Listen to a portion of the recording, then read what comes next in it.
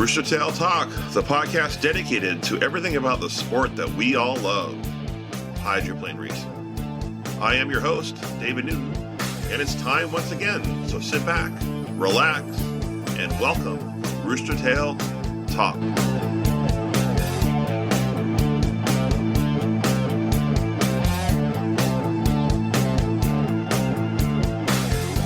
Hello, race fans, and welcome back to the podcast.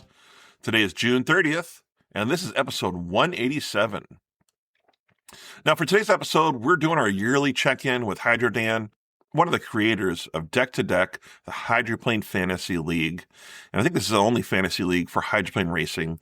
And if you haven't done so, check this out online, Deck2Deck.us. I have a link in the bio below. It's free to sign up. It's fun to do with your friends. I've got a racing league. I'll talk more about that at the end of the episode. But you can join our racing league and join in with the fun. So every year we talk before the season starts. We do some predictions, previews of the season, what's going to happen, our thoughts. So we're going to break down the action that you'll see me seeing this year. This is a great episode to listen to before Madison, which is only a few days away. The season is here. It's upon us. And it's not even days away. I'm going to say it's hours away from starting. So we're going to have H1 Unlimiteds on the water. We're going to have GPs with the GP America series. It's going to be a great weekend of racing approaching.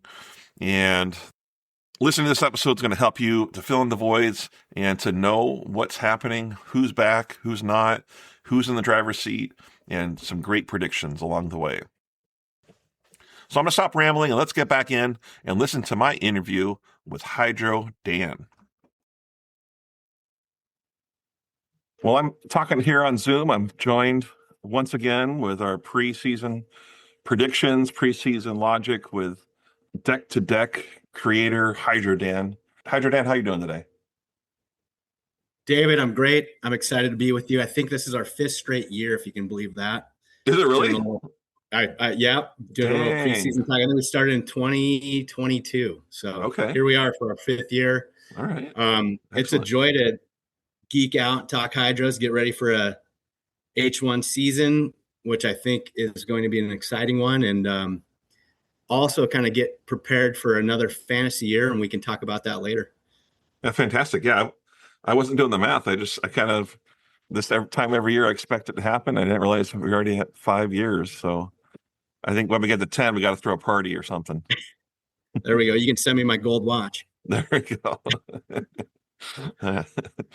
And just for those who, because it's this audio, so those who don't see us right now, Dan's wearing his vintage Miss Pico hat for the World Cup and upcoming hydro season. And I've got an old 90s KISW rock hat on, so we're geeking out here. Love it. Yeah. Well, I'm jealous. You got to experience spring testing. You got to enjoy the glory of hydros on the water before the season started. Again, I missed out. My back said no and kept me home. But how was it? Did you have fun? How was the experience over there? You know, it was a great day. It's a long drive from Seattle, but we made the trek. Got there early in the morning, arrived probably at 6:30 or so in the morning to secure my spot off turn 4 on the Kennewick side. It was very breezy in the morning. I was a little bit nervous about the conditions, but the wind laid down, and I think promptly at 8:30 there were boats on the water, and that's always a good feeling to see that first rooster tail of the season out on the river. Yeah. It was, I would say generally it was, again, another well-run day of testing, pretty consistent, continuous action, with the 8 Unlimiteds there. And then, some of the more smaller limited boats were also on hand. Kind of missed out on museum boats. The last few years they've had museum boats, but I know the museum did that Lake Washington test recently. So, right. But it was just a beautiful day. It turned out to be an ideal day on the river. I ended up kind of taking advantage of the lunch break and switched from the Kennewick side over to Pasco off of turn 2 for the second half of the day. So kind of mixed up the viewpoints and, took some photos and all that stuff. So wonderful day. I highly recommend getting to the river if you can make it late May, early June for testing in Tri-Cities. Definitely. Yeah, it's usually always a great time, and like I said, I was jealous. I slept in a little bit though that morning, and I got to watch on streaming. Thankfully, they had a great streaming package going this year, and once again, the drones stole the show with those shots they had. But 8 Unlimiteds were there. Unfortunately, yeah, like you said, the museum wasn't there. Only a couple of Grand Prix. I was hoping there might be more Grand Prix there for preseason testing, but 8 Unlimiteds. 8 Unlimiteds. Yeah, impressive turnout. And the other thing about the event too, I'll say, is just how accessible it is. You can basically choose any place on the race course that you like and find a spot. It's very easy to get into the pit area and see the team, see the drivers, see the boats. It's just a great opportunity to get photos and get real up close and personal with the sport. Yeah, it's ideal. It's definitely an ideal spot, right? It's a river. It's almost every seat in the house is good. So Absolutely. yeah. So let's break this down a little bit. Let's talk more about this. There was 8 Unlimiteds there, and some familiar faces returned as well. I guess why don't we just go down the list of the preseason testing, the fast laps. So should we go from the bottom up or the top down? What do you think? Let's go top down. All right. So Andrew Tate was at the top spot. You'd won. BWR Racing looks like they don't have their sponsor from last year. Goodman Real Estate's out, but they have the same colors. They got the gold and white there, and they did a 166.7 or 0.762. 166.762 miles an hour. Was that impressive to see them out there on their fast laps? This boat for me is, I think, at the top of the heap for the Unlimiteds. It's just rarely gets out of shape. It's always seems well balanced. It gets through the turns. It's in and out of the turns before you can blink. And Andrew Tate, I think, yet again is going to be the boat to beat. And I thought an interesting thing about his speed, I went back and looked at the qualifying ladder from the 25 Tri-Cities event. Yeah. And he qualified at 164.7. Oh, wow. So he was actually a couple miles an hour faster in testing than he was last year at the event. Yeah. So I think that just goes to show you how prepared that team is and how ready they were to run some fast laps out there in testing. Yeah. Yeah. Well, I didn't get a chance to go back and look, and I usually do, but I'm glad you did. So a couple miles an hour faster. And last year, this time, they transferred from Madison over to Bruce Ratchford's team. And so I think probably, had year experience, that team together, and under the new ownership, they got their act together. It seems like they've got a lot of equipment, a lot of know-how with the Hansons, and just well prepared. Everything looked good. The boats look beautiful. And as we move down the ladder, you get into their other two boats, right? Their second and third string boats that were just a tick behind Andrew Tate's boat. So it's just embarrassment of riches, I would say, from that team. I would say so, yeah. And I think they're on the water the most as well. It seems like every other time a boat was on the water and I was watching, it was one of the BWR boats. And so, yeah, like you said, in second place in looking at fast speeds was Jimmy Shane, who's returned to the sport.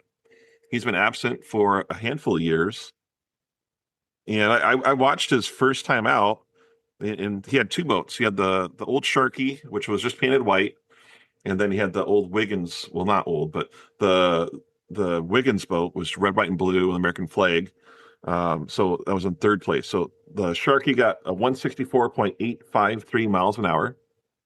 And then the red, white, and blue Wiggins hull was 163.220.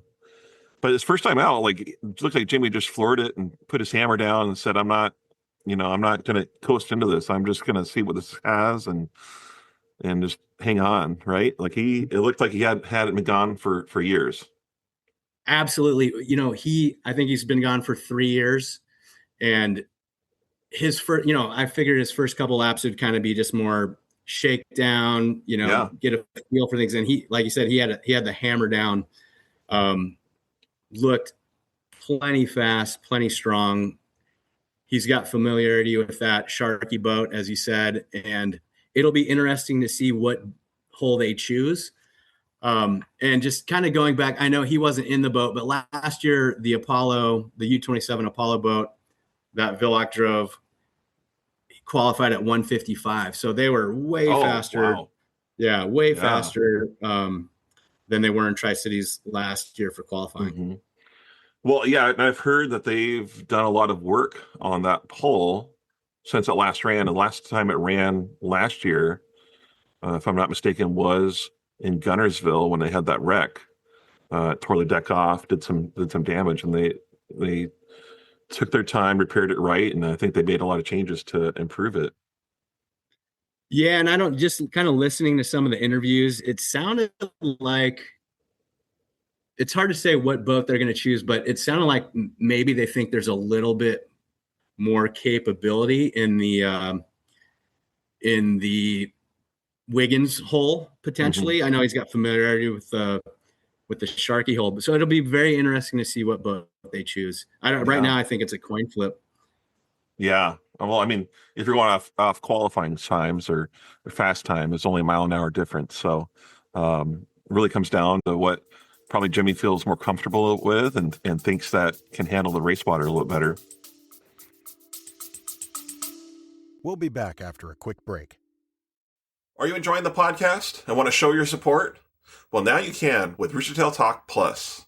This is a new subscribing service for our podcast where you can sign up for a monthly fee and help us to create and grow more content for Roostertail Talk.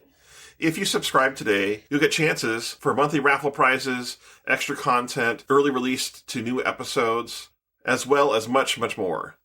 This is a new service, and we'll be adding more to it as we move along, but your support is appreciated.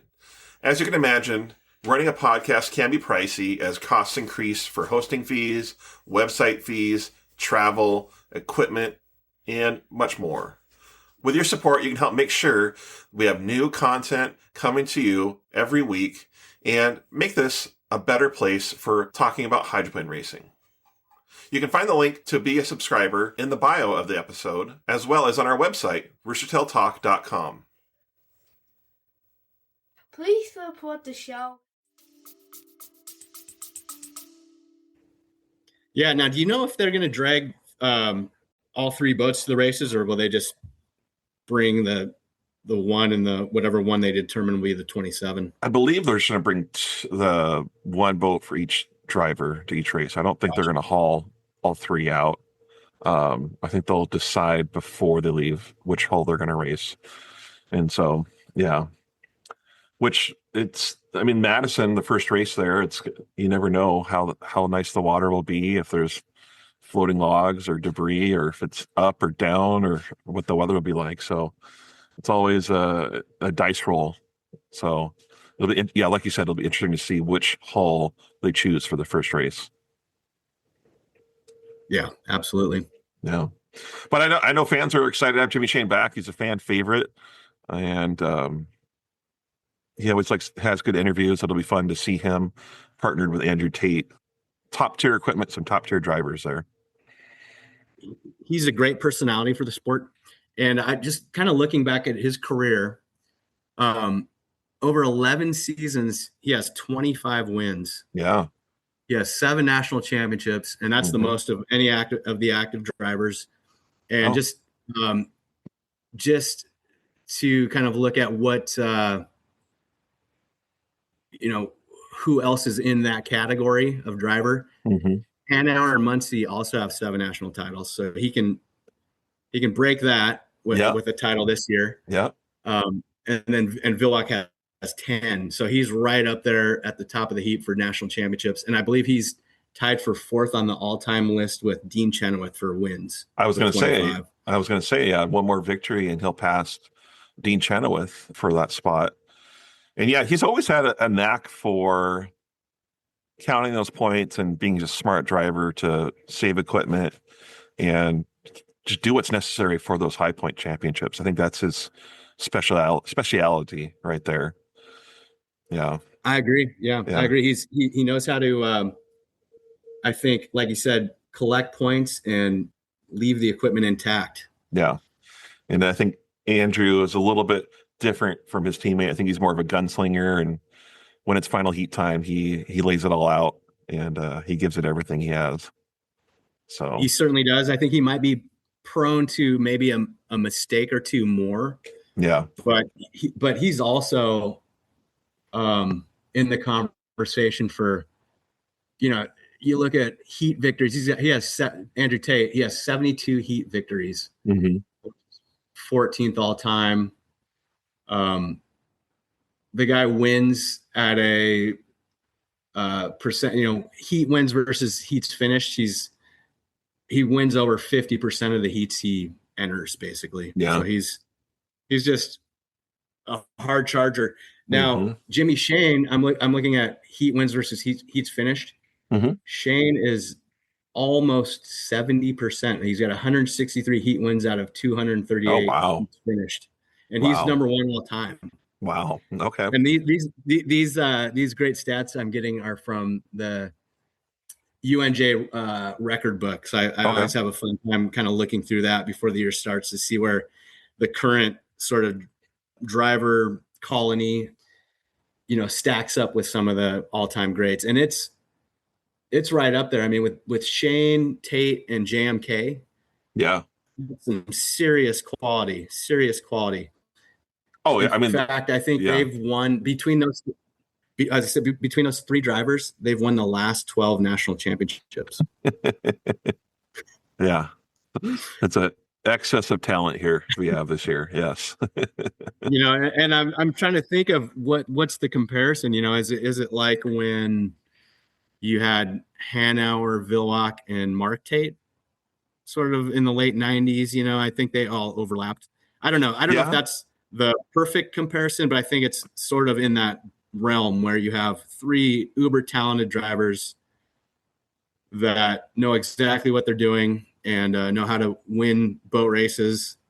And I think we'll get there later, but the starting procedure is going to be interesting to see how that kind of for sure reflects on the season. Yeah, definitely. Yeah, and I'm trying to think back too. It's like that triage, that trio that you have there. I think that's a good comparison. Villach, Tate, and Hanauer. Because most of the years there's always usually like 2 big guns, duking it out and everyone else. But a lot of talent this year. A lot of talent. Yeah. David, let me throw this out to you real quick too. Yeah. If you add, so those 3 drivers have the last 12. If you add Villach and Stephen David, I believe that accounts for the last like 20 or something. Yeah, something crazy. So the last time someone other than those 5 guys won a title was 1997.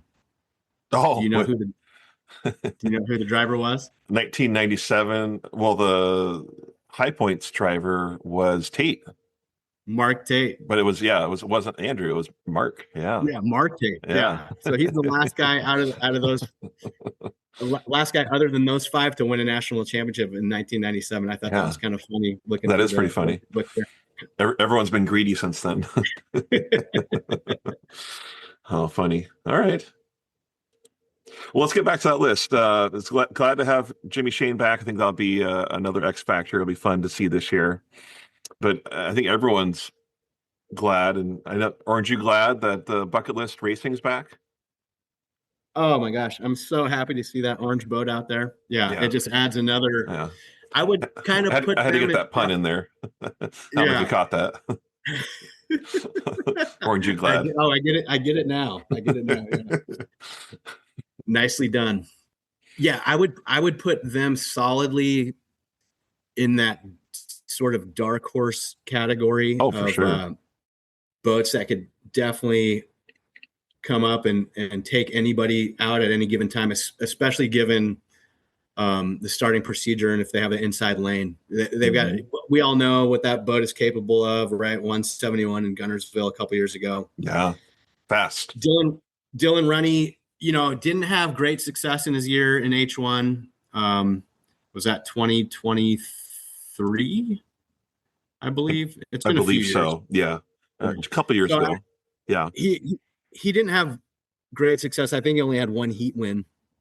But I know he's well qualified. He's got all the, chops from limited boats. And so I think once he gets comfortable with that thing, they could be a definite player. yeah, and going back to his one season he had with Home Street a couple years ago. I mean, it's a shortened season, and it's a huge learning curve that he had to go through, right? I mean, it's not like the 90s when teams were out testing, 4 or 5 times before the season started, didn't have 10 race season, only had 5 races to get out there and get used to the equipment. I just feel like it's such a steep learning curve for drivers now to enter the unlimited ranks. And Dylan has a lot of experience in other classes of racing. And I think he actually surprised me. I mean, did a 162.940 in testing. So he's just a tick back from the BWR guys. So he was fast on the water. He looked good on the water. I think once he gets more comfortable in that boat out west, he's going to be a force to reckon with. But like I said, like it's so hard for someone entering this class that doesn't have a lot of time to get used to the nuances of the boat, the team. There's so many nuances that come with this that it's hard for someone just to jump in and win right away. Couldn't agree more. Yeah, the opportunities for seat time are just few and far between. Yeah. And I think obviously that is a highly respectable speed that they put up. And I can't believe that they would push that hard in testing. I think there's certainly more left there when we get into race season. Yeah. And it's a fast boat. I think it's going to do really well. I'm not talking about predictions yet, but I'm going to say, I think that boat will do really well in the Columbia Cup in San Diego. It's just a fast boat. All right. Well, next on the list, the Strong Racing team. They have a new look this year. The Beacon Electric, Beacon Plumbing sponsorship is no longer here, and they actually have a new sponsor with the retro nostalgic look. I don't know what you want to call it. The Tahoe Miss U3. This was last year's Beacon plumbing boat. So it's not white and blue anymore. It's now the orange and gray. They were the last boat to do a 160 mile an hour lap. They did 160.179. And this team had a struggle last year. They flipped in San Diego, had to rebuild the boat on the off season. They crashed in Seattle and had to repair it from that. And so they're looking for some more consistency this year, I think, above all else, and not wrecking equipment as much. But what were your thoughts? I didn't get to see it too much on the streaming, but how did that team look? How did Corey look on the water? First of all, I think the new scheme is beautiful. I like that orange and blue look out on the water. Really photogenic boat. Bouncing back from that accident in San Diego, they looked solid. I got to believe that there's more left in that tank. They probably weren't pushing super hard either. But yeah, the boat looked stable, looked good in and out of the corners. And I think Corey, again, another one of the gunslingers. I think he's got a swinger's chance in any heat he's in. And, there was some duels last year where he gave Andrew Tate fits, when he had an inside position. Yeah. And I think that's where they're going to be again. If they're inside of those BWR boats, they can definitely challenge. Oh, most definitely. And and to Corey's credit too, one thing I think about is coming back from those wrecks. There's been some drivers over the years that have done tremendous jobs, like Hanauer and Villach. After a wreck, they put that, they don't even have it in their mind. It's out of their system. And I think Corey is one of those guys that he's had some pretty, dramatic crashes in his years so far, but he's always come back, and it hasn't really needed the guidance or hand holding to make it back to the top. And he's always there, and he's ready. And with these teams too, they don't always qualify as fast as some of the other teams, but when they get into race water, their necks are out. They're there to win. Agreed. Yeah. Agreed. Well, that was the last one over 160. So yeah, out of the 8 boats, we had 5 hit 160 in Tri-Cities. The next one was JMK with the Maverick. And I think out of the 2 paint schemes, this is my favorite, because that gold and red, and I know it says Maverick on there, but every time I see it, it looks like, I just think Budweiser, right? With the white pinstriping and whatnot. It looks beautiful out there. But he did a 158.853. My only complaint is that it needs more gold on the cowling. Yeah. But yeah, no, it's got the mobile Pegasus on the on the rear wings. Yeah, it's gorgeous. And this was, I think, maybe one of the bigger surprises for me is that, they were a little bit down on speed. It looked like a classic JMK ride where he was flying it, but the top end wasn't there. And I don't know. It sounded like they were maybe trying a few different things and combinations and setups that maybe they wouldn't normally do. And looking back to the final in San Diego last year, that was an absolute barn burner. And He beat Andrew Tate from the inside. Yep. And he averaged was something crazy. It was like 157 miles an hour in that final heat. So I think there's plenty more there. I wouldn't get too concerned with that sort of lower speed that they put up in spring training.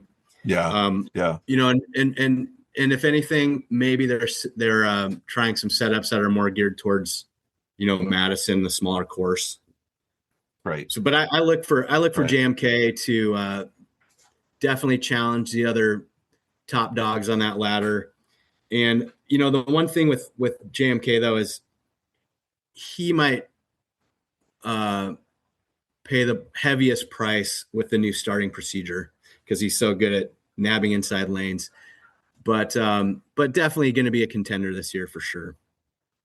Yeah, you read my mind, because that's the one thing I think out of all the people.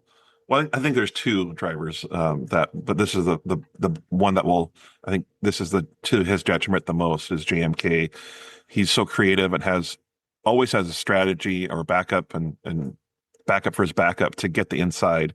The master at getting the inside lane. So with assigned lanes, it's going to be to his detriment. But on the other hand, him and Corey last year had the inside lanes until he blew the start for the Gold Cup. It was their race to lose, and they did. They were too early and had the inside and lost it right there at the beginning of the race. So it'll be interesting to see, like you said. Yeah, and I think we'll get into some of that later about the new format. So I'll save my other comments for that for later. Okay. All right. Well, next on the list is the U11 Flavor Pack, driven by Jamie Nielsen. And they did a 155.593. I'm so happy to see that Flavor Pack is returned again as a sponsor, and they're backing this team. One of the teams that doesn't have as large of a budget, but great heart, big family. It's been a huge supporter of the sport. Got close to winning the Gold Cup last year, had second place, and great driver with Jamie Nielsen. Formidable team. Nielsen's another one that has a knack for inside lanes, so he's going to pay a little bit of a price too with that procedure. But yes, I think maybe more conservative in testing than some of the more well-heeled teams, certainly. But this is a team that, like you said, they were a hiccup away from winning the Gold Cup. Yep. In Tri-Cities last year. And as a matter of fact, I believe they had 4 podium finishes last season. Yeah. I'll have to double check that, but I think they had as many podium finishes or perhaps more than anybody else. Oh, wow. I might be lying. I think no, I take that back. I think Andrew Tate had 4, and they were right alongside him with 3 or 4 podiums. Yeah, and Jamie, he was the other guy that I was thinking of that's going to, the starting procedure is to his detriment because he usually found a way to be on the inside as well. And like you said, he's always found a way to get on the podium. And he's one of those drivers that gets the most out of their equipment. They're not a team that's going to be as high in the order for qualifying, but they're going to give it their all when it comes to race time. Yeah, and I just pulled this up. So they had a 3rd in Madison, a 2nd in Tri-Cities, a 5th in Seattle, and then a 3rd in San Diego. So they had 3 podiums last season. And then you compare that to Tate's boat, the Goodman Real Estate, and they had 4 podiums. Okay. But they had more podium finishes than the strong boats did individually. So I think consistency wise, they're right there. They're just kind of looking for another few miles an hour to kind of be one of those top dogs. Right. Okay. And then the last team that was there, the Spirit of America Go Fast Turn Left Racing with Gunnar O'Farrell, the U21. They ran a fast lap of 152.098 miles an hour. I think out of all the teams, though, ending the day was on such a better note than it was last year, because last year he had that blowover down the backstretch and they had to scramble and do some repairs before the racing started, but they came away unscathed from spring testing, and they're ready for a West Coast part of the series for this year. Yeah, I think they accomplished what they wanted to, like you said, take it out a few times and put it back shiny side up on the trailer and get back to Seattle. And now they have a whole nother month and a half to get ready for Tri-Cities while the other boats have to travel east to Madison. So they can make some tweaks and fine tune that thing. And I think they will, when it's time to qualify for Tri-Cities, I bet you they finish at least 4 or 5 mile an hour higher, faster in qualifying than they did at testing. Yeah, agreed. The other H1 team that wasn't there that possibly would have been was the Graham Trucking. They've done a lot of work on their hull over the off season. They made some repairs, I believe, and they're getting ready with Jeff Bernard back in the seat. And that was the team that surprised me a little bit last year. They stuck their nose in there at Seafair and they had a heat win and had quite a lot of points at the end of the day at Seafair last year.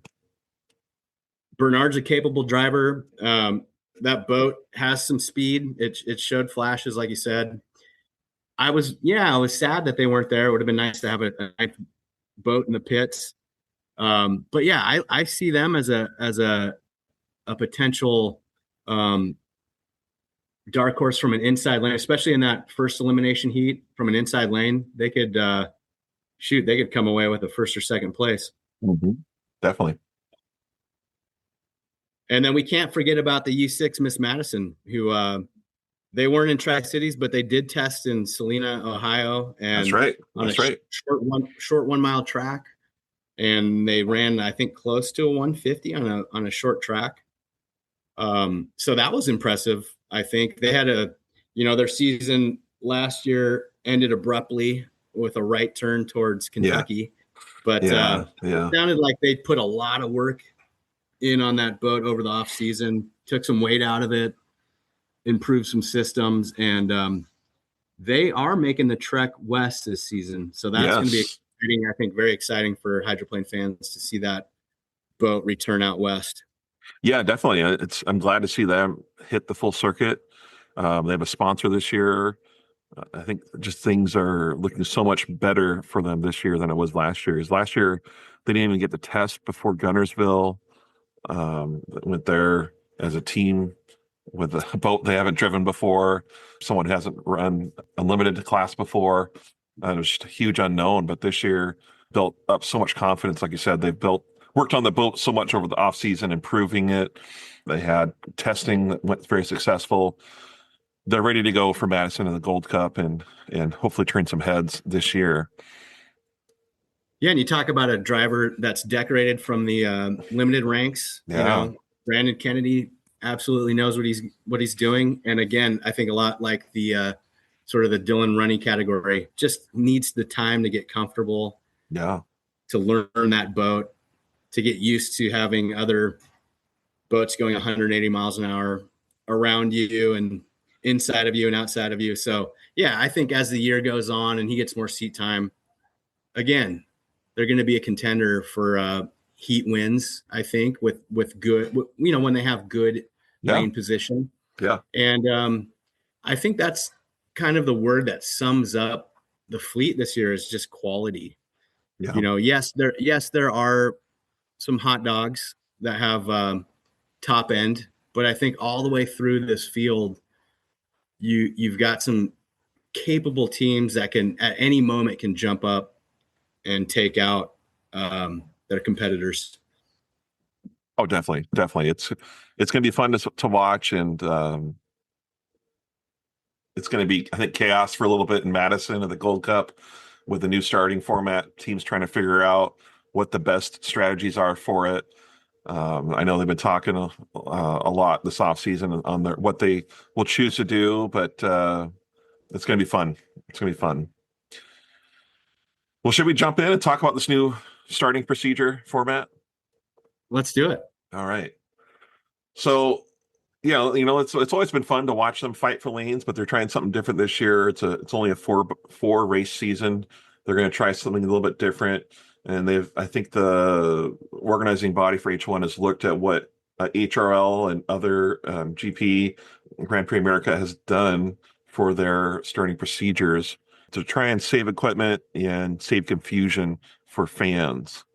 They're going to have assigned lanes for heats this year, and they're going to have points awarded for qualifying, which they always do. It's going to be half of a heat as far as points go. So starting at 200 for top qualifier, 180, 160, and all the way down for qualifying order will get points. And then they're going to continue watching the points. And as heats go on, they're going to be placed into order to figure out lane assignments. And so there's not going to be any fighting for lanes anymore. I'm not going to go into each detail for this as it goes, but it's still a winner-take-all final. They will get their choice of lanes as far as points goes throughout the day. So whoever has the most points when it comes time for the final will get to choose the lane.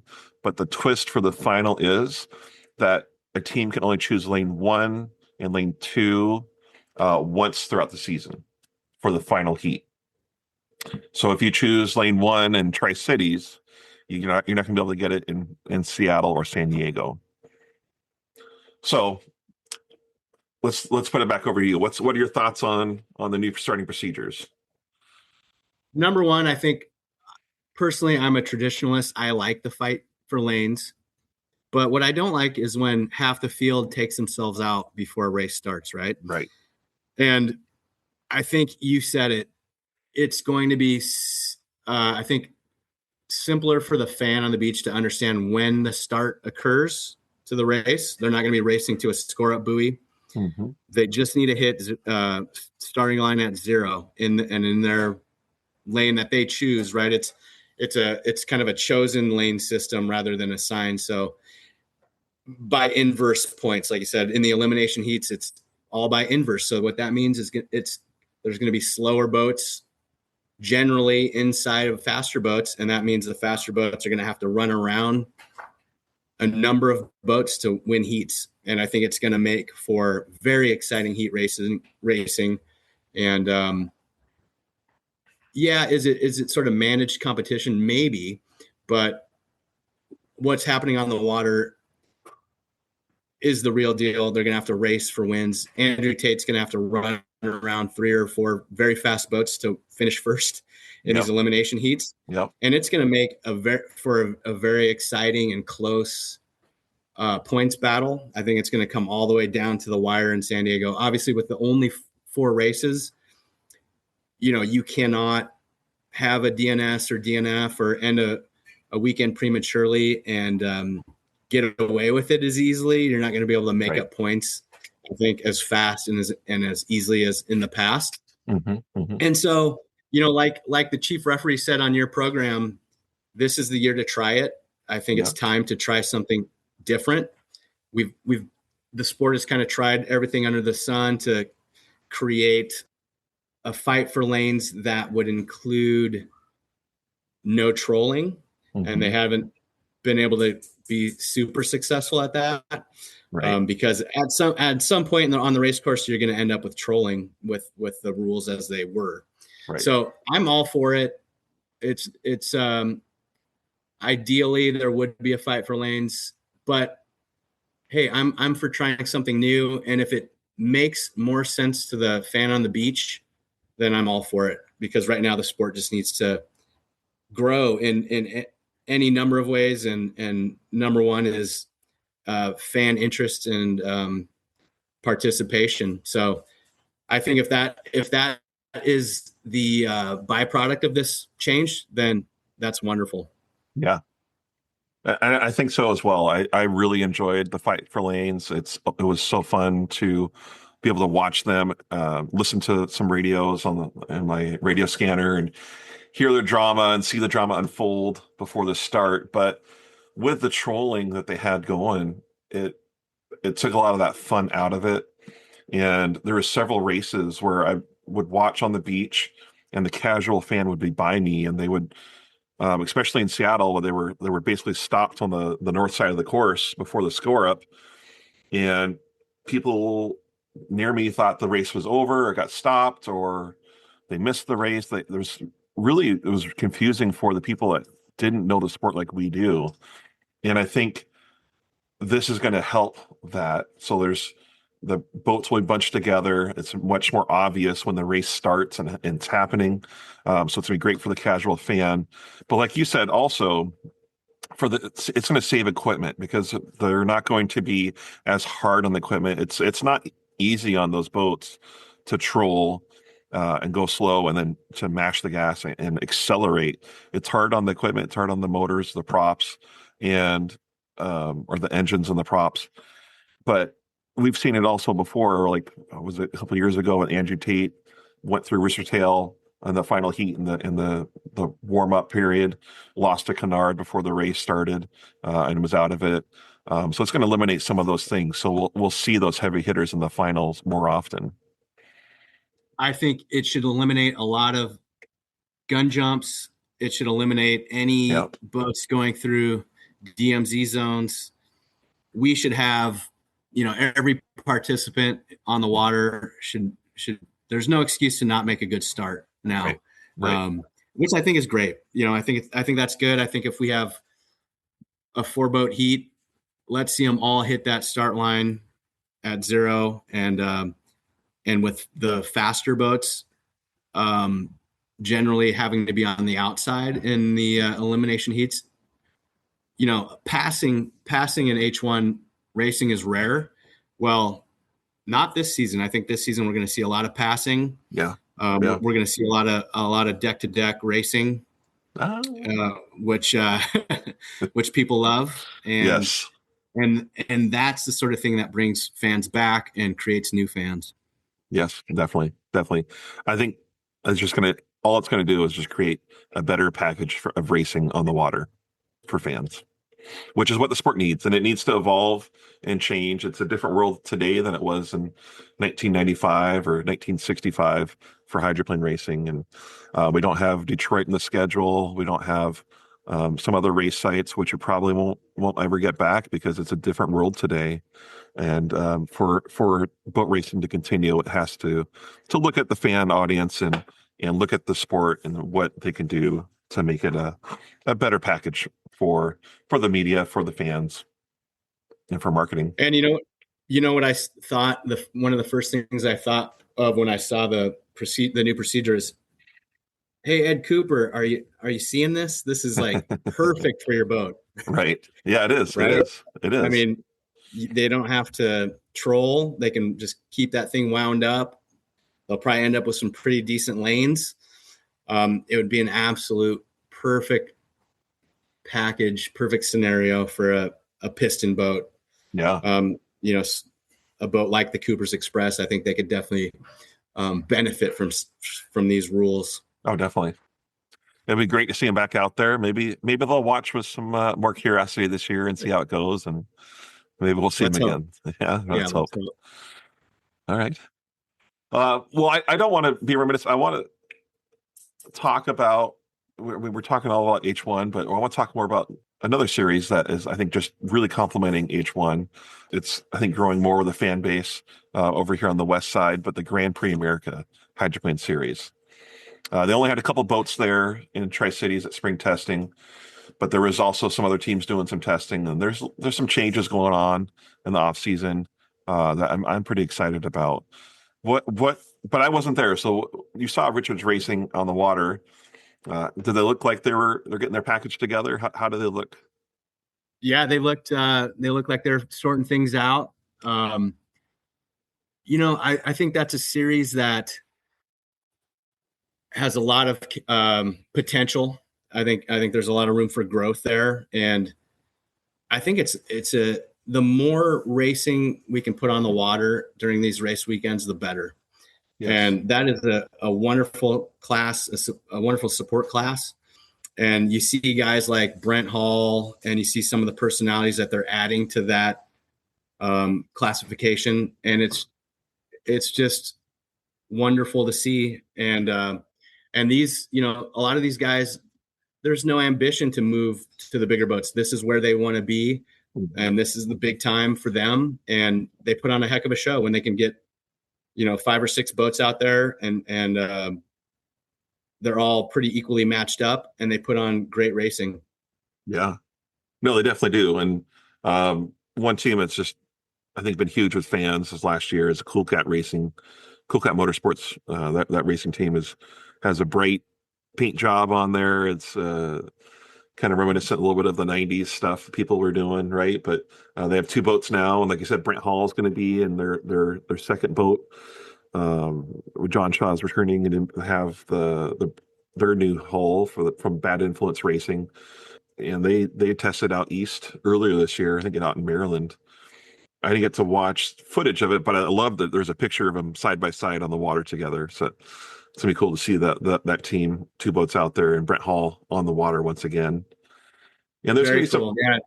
Okay. Super happy for Brent. What a great guy, great personality, just a tremendous asset to the sport.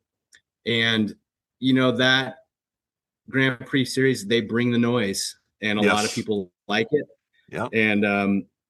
And so it just adds to the show. It's great to see that fleet growing in popularity, and they will be running in Seattle this year, correct? Yes, they are. Yeah.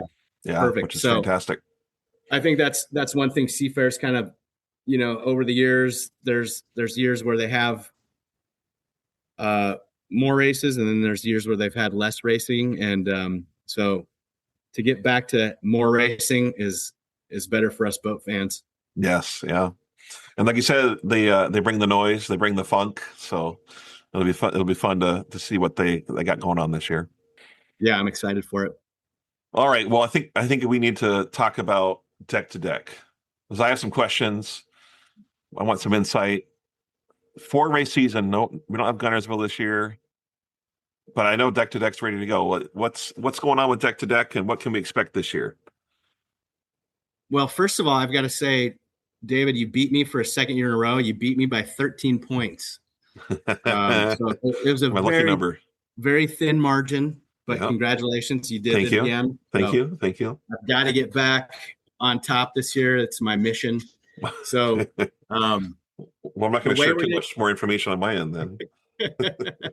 The way we're going to do this year with the 4 races is we're going to have 2 picks for the Madison Gold Cup. Okay.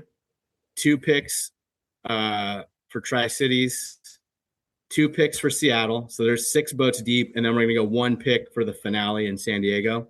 Okay. So you got to go 7 boats deep this year, which is entirely possible because we're going to have 8 to 9 boats, right, give or take. So if you I think what I would suggest is kind of plan your season from San Diego and work to the front of the year. So pick a boat for San Diego that will be in San Diego. Yeah. And then kind of fill out the rest of it. Seattle, Tri-Cities, and Madison, because you'll need 2 boats for each of those races. Right. So that's the format, the Deck2Deck format. But otherwise, we're going to score it. We're going to score everything just like H1. All the qualifying points, all the heat points and final points will be the exact same as the H1 series. Cool. Yeah, I always enjoy doing it. I always have fun doing it, and we'll have our We're Still Talk group do it again. I'm looking to do a hat trick and get my 3rd year in a row. Going for 3 feet. Do I get a crown if I do that again next year? I can wear or testing or something. You know what? We could probably come up with something. I like that idea. I really appreciate you guys doing the Deck2Deck.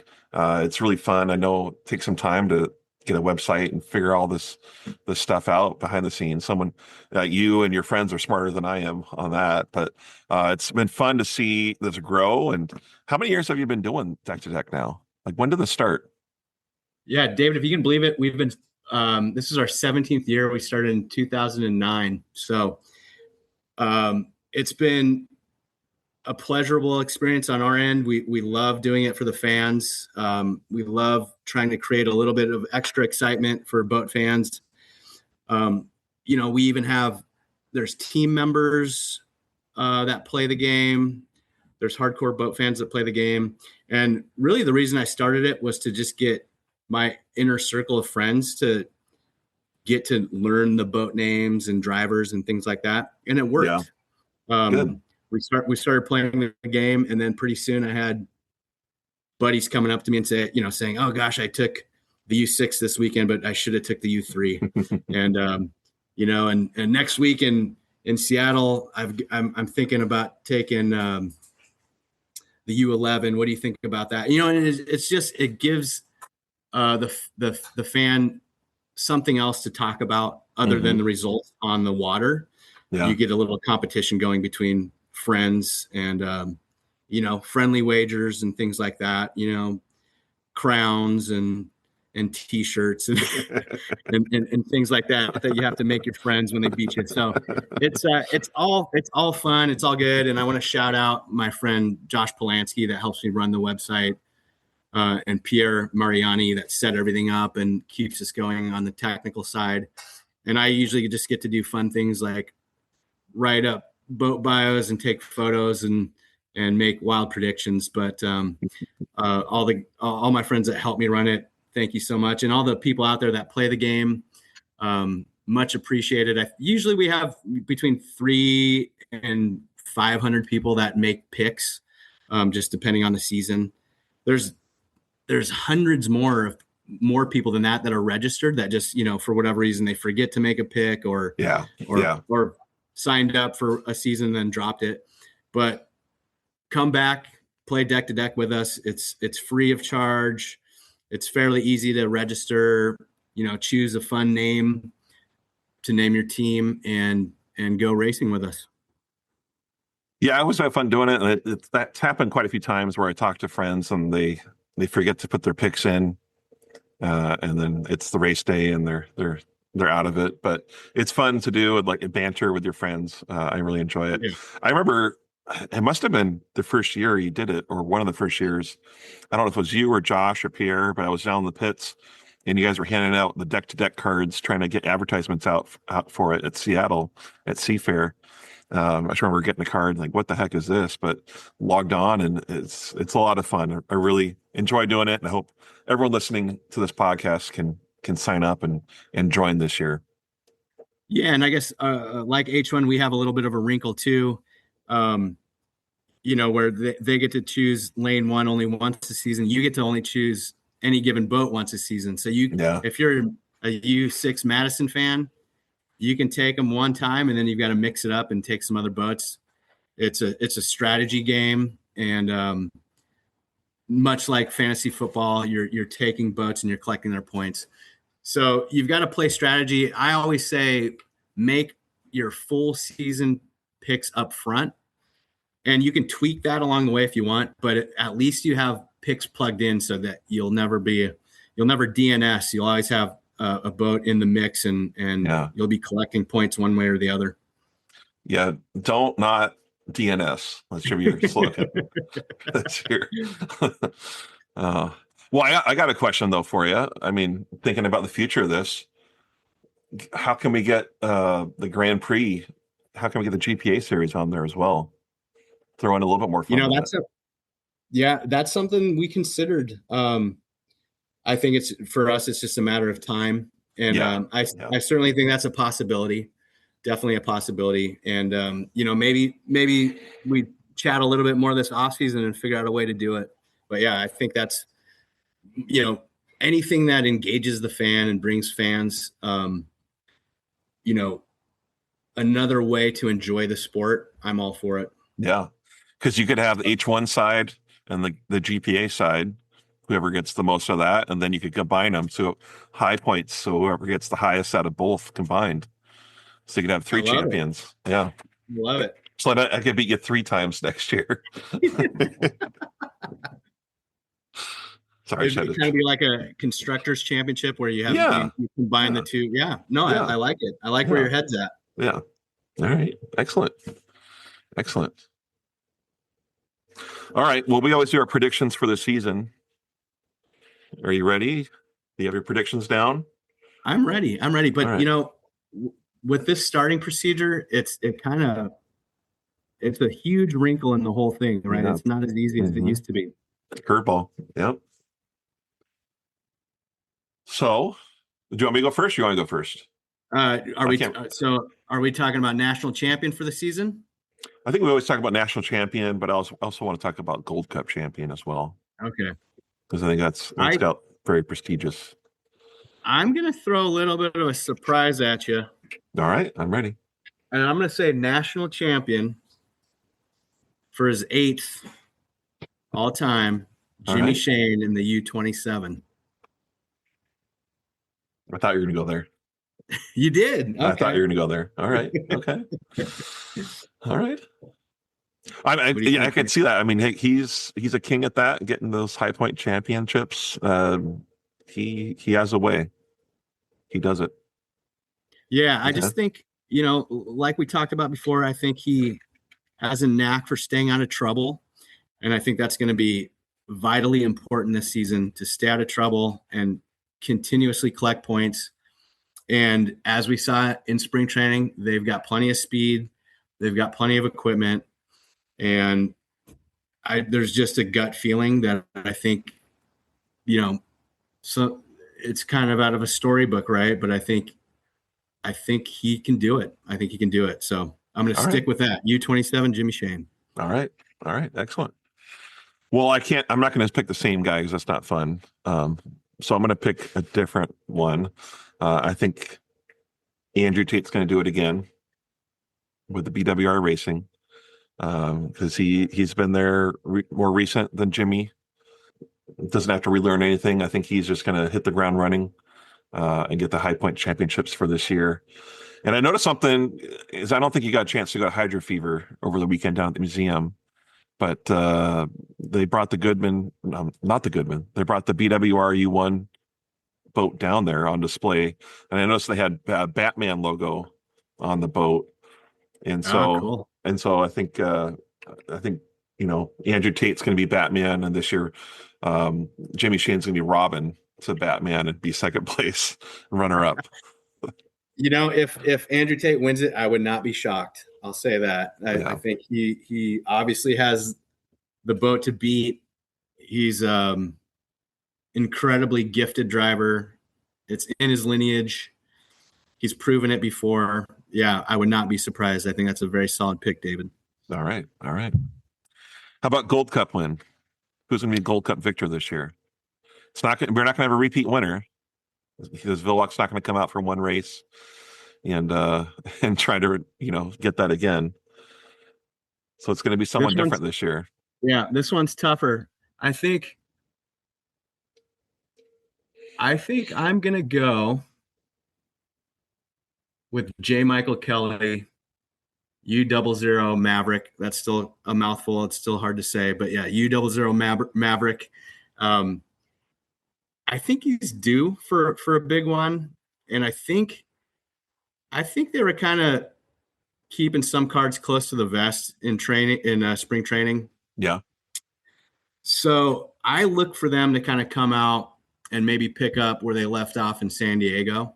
Mm-hmm. Mm-hmm. And I think he's going to end up with some heats inside of Tate and Shane and be able to collect points where he gets a pretty good lane choice for the final. And I think he'll pull a rabbit out of his hat for the Gold Cup. Okay. That'd be fun to see. That would be really fun to see JMK get a Gold Cup victory there. No, this is tough for me because if it was at a different location, I would pick someone different. But I keep jumping back and forth. But that Madison, that river there in Madison, it's a crapshoot. You don't know what you're going to get for water conditions. You don't know if there's going to be logs or refrigerators floating down the river. You don't know what the weather's going to be truly like for that race. But I'm going to go first race back. I think Jimmy Shane's going to win it. I think that river's been good to him. He knows that river very well. And I think that they're going to come away the victor. I wanted to pick a couple other guys there, but I've got a feeling that Corey Peabody's going to be up there, but he's notoriously had challenges on that river. And so I think they'll be, I wouldn't be surprised if he has a good, strong podium finish there, but I'm going to go Jimmy Shane, first race back. He's going to be a Gold Cup champion in Madison, Indiana. I like that pick too. He's had success there, right? That was his home waters for a long time. If they do choose the Sharkey boat, that would be kind of fitting to see Sharkey win in Madison with Jimmy Shane behind the wheel. So yeah, can't argue with that pick. That'd be, I think, wonderful for the sport. And, all these drivers and all these teams are very fun to root for. There's really no villains in the sport anymore. And, so I'm going to be, I just hope that everybody can run clean and stay out of trouble and may the best driver and boat combination win.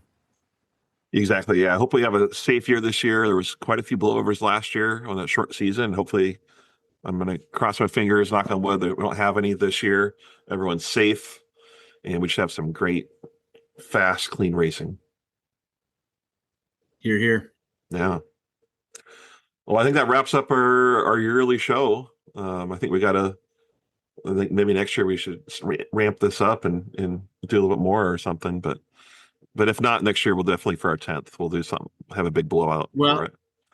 If we can get you back on the river, maybe we do some riverside chat, a riverside chat to go along with our preseason. Yeah. I like that. Yeah, and we're going for the 6-pack next year. So yeah, we got to do something big. Yes, the 6-pack. I like it. Excellent. All right. Well, thanks for being on here, Dan. I appreciate it. Great talking hydros with you. Yeah, I look forward to it every year. I appreciate everything you do for the sport. Your these recent interviews you're doing with the referees and with the teams and with former drivers. I love it. Look forward to Tuesday morning every Tuesday to see what you're throwing at us, boat fans. Thank you. Keep it up. You. Yeah, I will. I'm enjoying it. I'm having fun. So as long as I'm having fun, I'll keep doing it. Awesome. Love it. Thank you. Well, knuckleheads, once again, that's all the time we have for this week. If you haven't done so, please go to Deck2Deck.us, and that's with the number 2, Deck2Deck.us, and join the Hydro Fantasy Racing League. It's a lot of fun to keep track of the racing season, to banter with your buddies, and just be more involved. In the bio below, you'll see there's a link to the website. I'm also going to have a link to the Roostertail Talk group within Deck2Deck, and see if you can best your friends in that league as well. A quick shout out for last year's winner. Actually, Jeff Bernard was the race winner within our league. I'm assuming that's the real Jeff Bernard that's in the league, and he won. Say he probably had some little bit insider info there with winning, but he won by a pretty substantial lead there. I didn't do as well. I got 5th place behind Miss Chrysler Crew Fan, the Handsome Transom Motorsports, and Bill Strahill, as well as Jeff Bernard. So I did get a chance to beat the creator, HydroDan, but didn't do as well in my own racing league. But we'd love to see you join the league and join in with the fun on that, because it is a lot of fun to track the racing that way. I'll have HydroDan on again next year, and I'm really hoping that he'll expand the series to include the GPA, the Grand Prix American Hydroplane series, because that would be a lot of fun to combine both efforts and track that series as well, as it's growing, and they're going to have more boats out this year and again next year. So it'll be a lot of fun to track as well. Well, we got a race this weekend. I want to hear your thoughts. Who's going to win the Gold Cup for 2026? Make sure you comment on the links below. I'll put up another post here asking your thoughts on who the race winner will be. It's going to be exciting to see the racing on the water this weekend. Don't forget, you can check us out online. Our website is roostertailtalk.com. We're on our social media pages of Facebook, Instagram. But that's all I got for you. So until next time, I hope to see you at the races.